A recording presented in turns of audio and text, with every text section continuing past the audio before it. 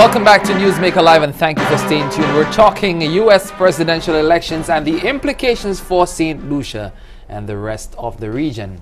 David Cox is in the house with us, as well as Ayodele Hippolte.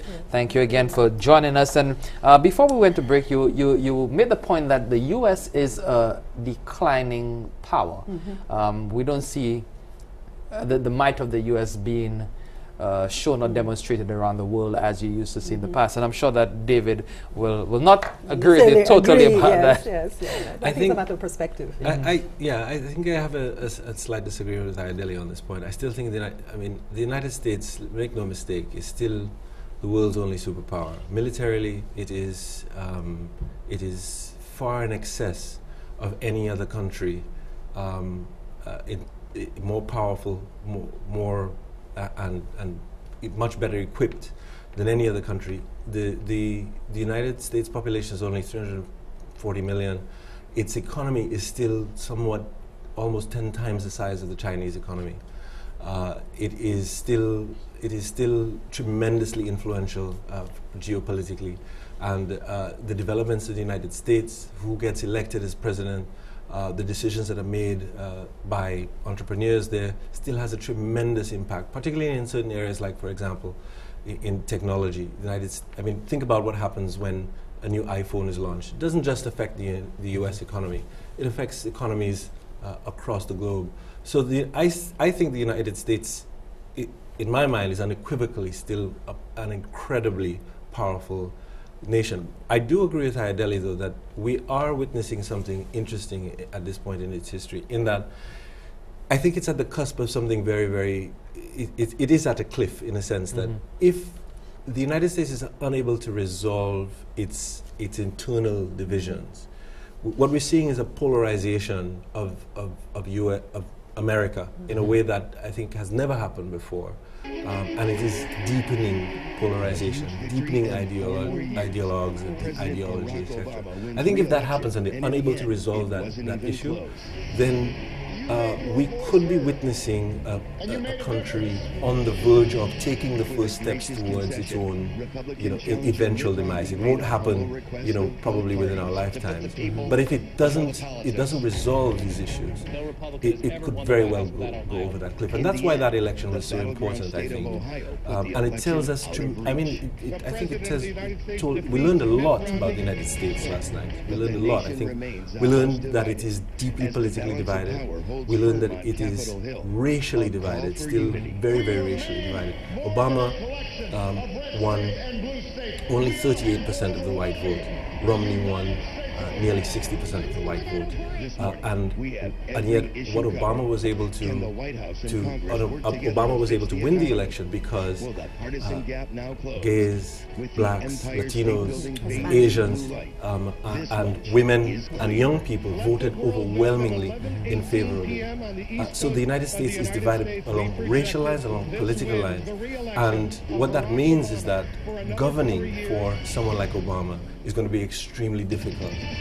And when you're dealing with a country with the debt that the United States has, and you can't get agreement between its major parties on something as fundamental as that. The wounds that it suffered over the last 10 years have been essentially self-inflicted. 9/11 aside, the United States has been its own worst enemy. But when you look at China, to me, when I look at the U.S. compared to China, I'm seeing a playground bully who always shows off his muscle, always goes around and picks fights.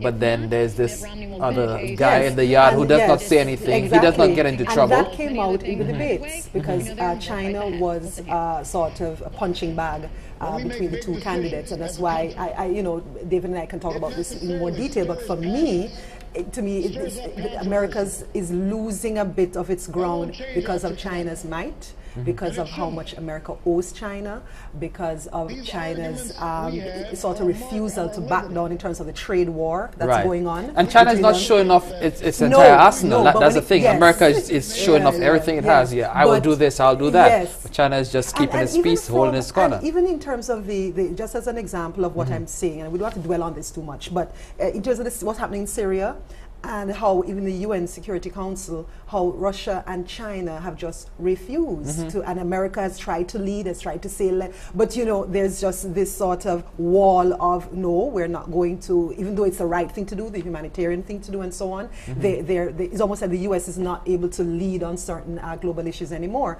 But David is right. The society, for me, it's not necessarily imploding, but it's rattling from within, but that may be a good thing. Because to be honest, living in the States, you get a sense that there's a sort of almost artificial sense of we're the best in the world when we're not. I think they need to become more realistic about their place in the world, and the old neoconservative ways of seeing that they're the ones who's supposed to be, you know, leading everybody, and that's diminishing. And I think that's good. I think it's good for the global community that the United States not have that kind of might anymore and sees itself more as part of a global community than the leader of the global community. Now speaking again about some of the lessons that we learned from this election, Obama in 2008, he was able to attract a lot of Latinos, blacks of course, because first black man running for president.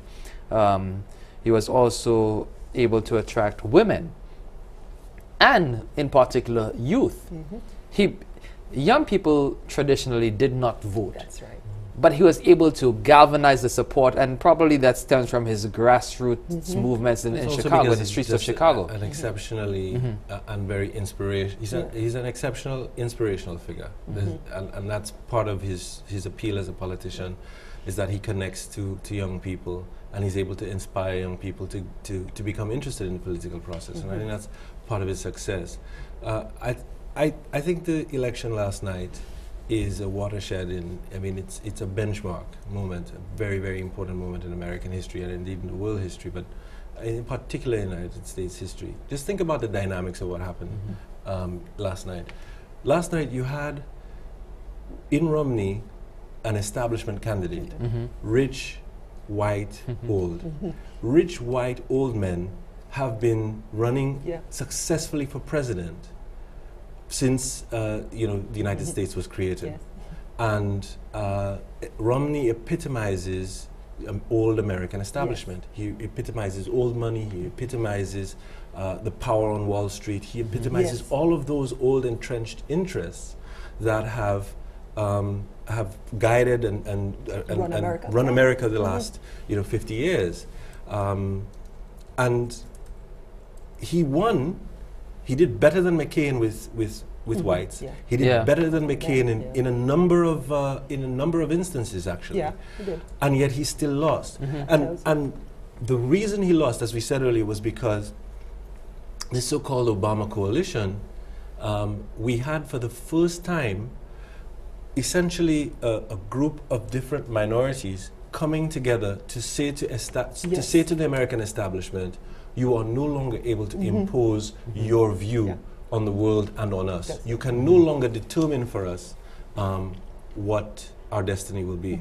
That is a huge thing. I mean, bear in mind that none of these groups form a majority. Right. But together they were able to say to